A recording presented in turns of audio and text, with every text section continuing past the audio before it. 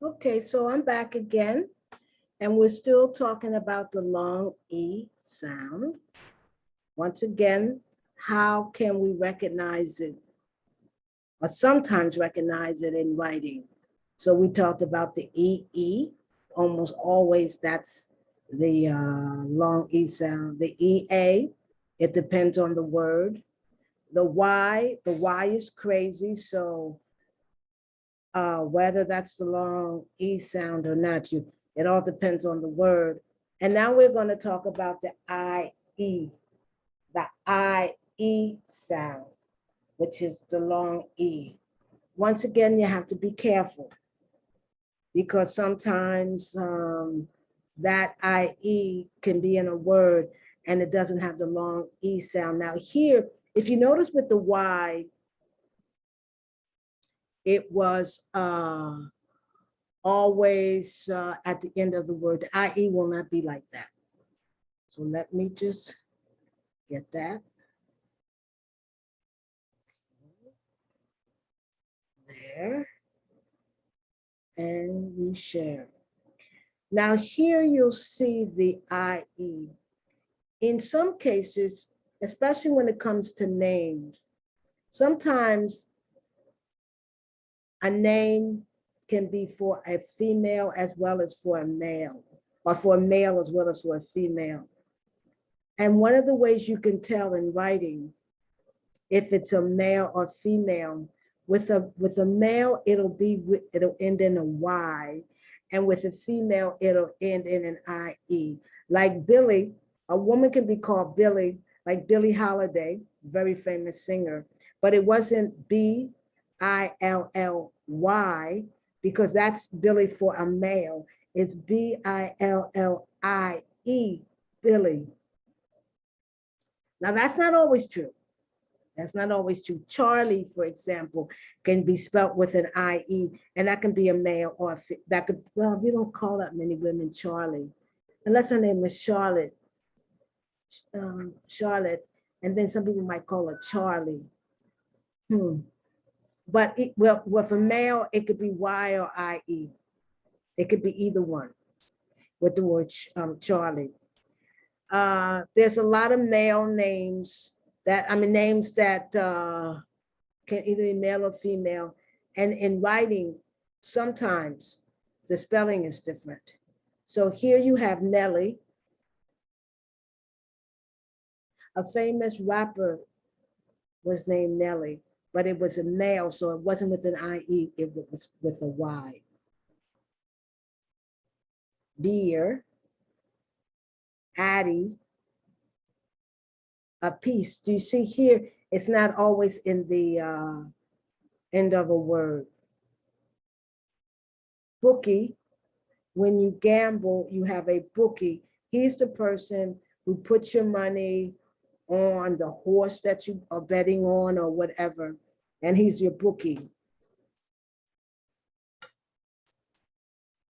Relief.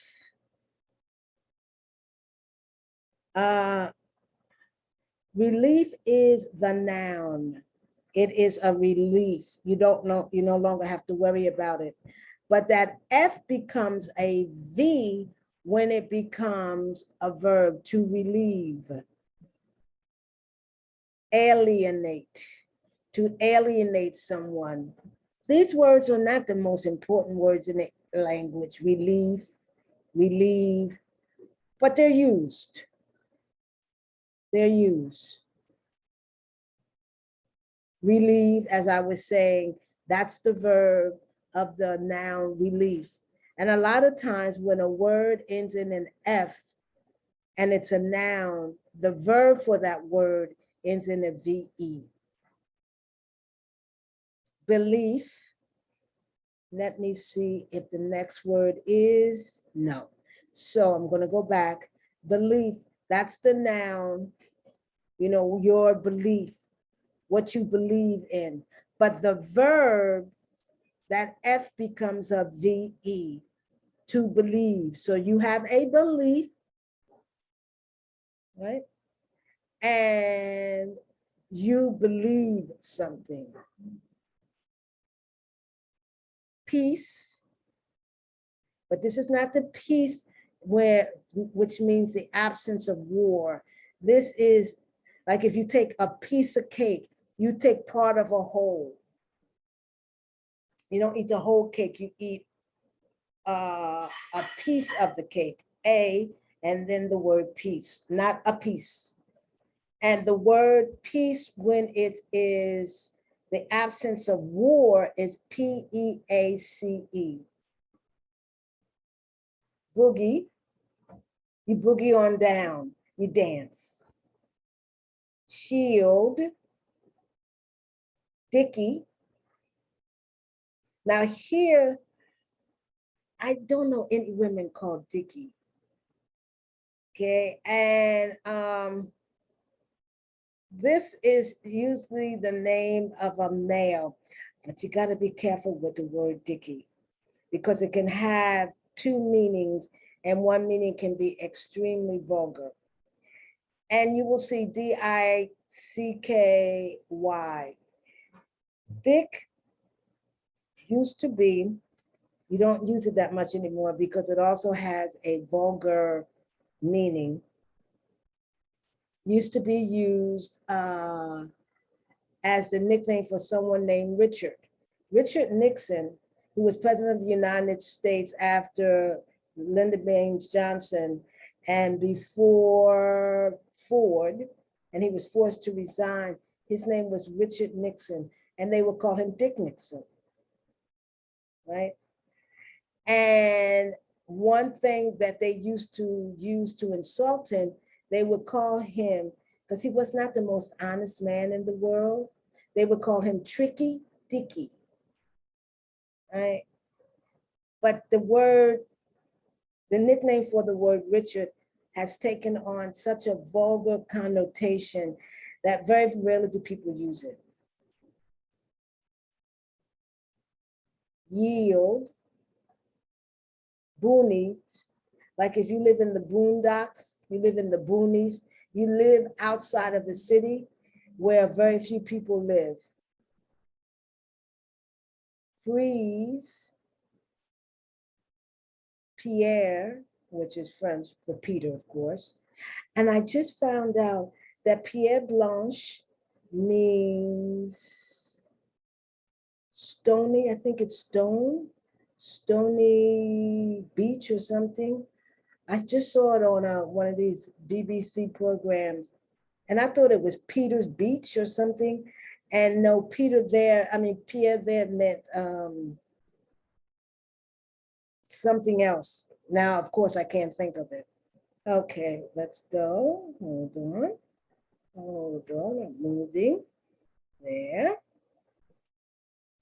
Ah, that's spelled incorrectly. I thought I removed that, but I guess I didn't. Deal. Grieve. Now, once again, that's the verb, to grieve. But the noun for the verb is that you remove that V and the V and the E, and then you put an F, grief. And grieve, some people pronounce that V more like an F. So you have to be careful. Grief. Because I think at one time, if I remember my history of the English language, these two letters in certain words were pronounced the same. They are pronounced the same same place in the mouth. The front teeth on the lip. Grieve, grief.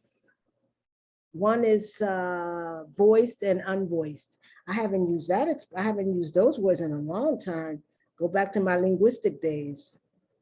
Believe. Once again, you saw the word belief. That VE becomes an F for the noun. Okay, Australian English, bodgie.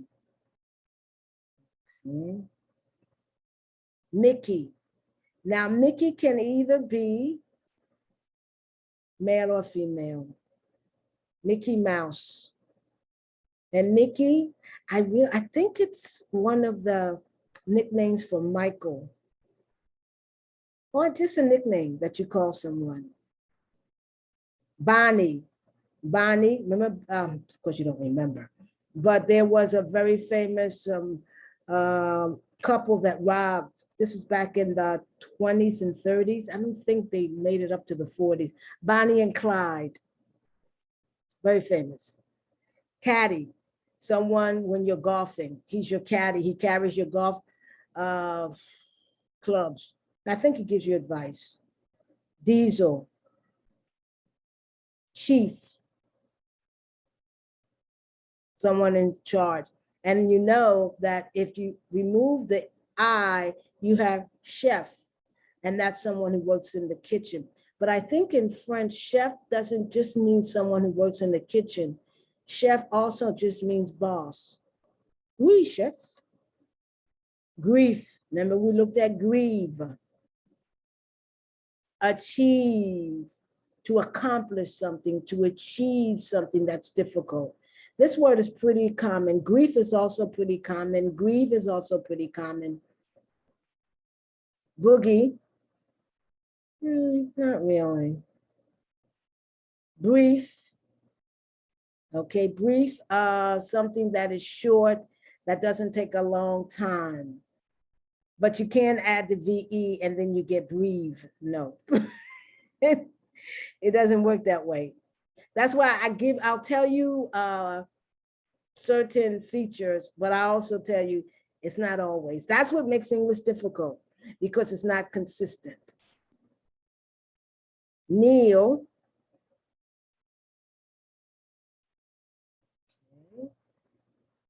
Pagan. Okay. Here we're talking about the, instead of the IE, we're talking about the EI. Hold on. There. Ceiling. That's the thing in your house that's on top. That's not the roof. The roof is outside the home, but the ceiling. If you're making a lot of noise and let's say you're on the 4th floor and the floor is above you, right? And you're making a lot of noise, the people will be banging on the ceiling. They'll take their broom or whatever and they'll bang, so you can hear them. So you know that they're displeased. Receive. Let me tell you how many times people misspell this word. They spell it IE instead of EI because it's the same pronunciation. It doesn't change the pronunciation. You can see that the phonetic letter has not changed, whether it's IE or EI, the same pronunciation, receive. And there's an expression that says I before E. So you put the I before E, except after C. But that's not always true. That's not always true. It can help you. It's a nice rhyme, but it's not always true. But pronunciation-wise, whether you spell it RECIEVE or you spell it RECEIVE, the pronunciation remains the same. But spelling is spelling. Also, once again, you can't take that VE and replace it with an F and you have receive, because there's no such thing as receive. Leif Erikson, one of the first, he was a Viking, and they claim he, landed in what eventually became the Americas. I refuse to say discover. Just because he went there, it doesn't mean that the people didn't exist, because, I mean, he could have gone there, but he didn't discover them. He landed there, and, but unlike what happened 1,000 years later, or near 1,000 years later, he didn't destroy the population and destroy the group. I mean, the people there. Weems, leisure. Once again, you see, this is the I, this is the EI instead of the IE. So there's an I before E except after C. Well, there's no C there. That's why you have to be careful with English. Seize, that's British rather than American English. peen, in, see, e, sees, and there you have the actual Z sound and you have the Z. The Z always has the Z sound, always. Either.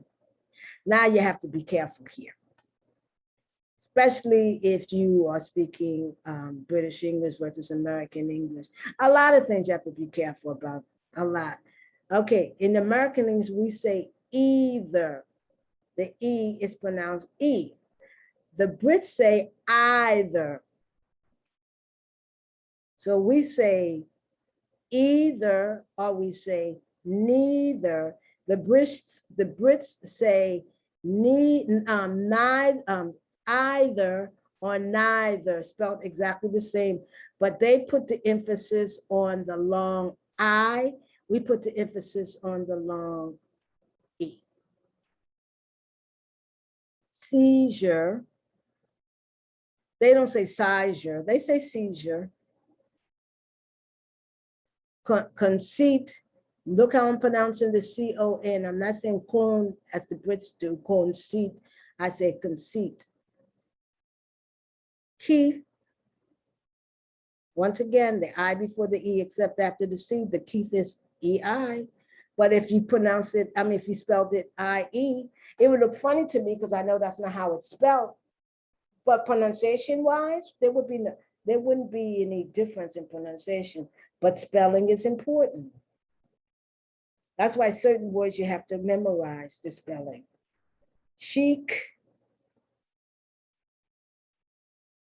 Sheila, receipt,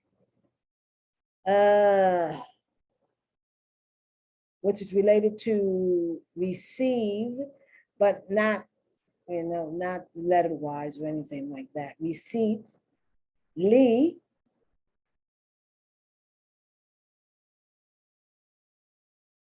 okay, once again, the Brits say neither, but Americans say neither.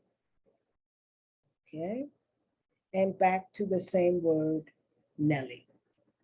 So once again, we're talking about the long E sound, all the different ways that that sound can be represented. Because if you notice, even though the spellings change from one set of cards to the other, you had the Y, you had the EE, you had the EA, you have the IE, you have the IE, and you have the EI, all that changed. But phonetically, the phonetic sound, letter, stayed the same, the I, it stayed the same. And it's the E sound, the E sound. So I want to thank you for coming to my channel. Thank you for looking at my cards. And I hope that you will subscribe to the channel so that I can continue doing this and giving it away for free. So I want to thank you very much. So let's stop sharing the screen. Okay. And thank you. Have a good day now.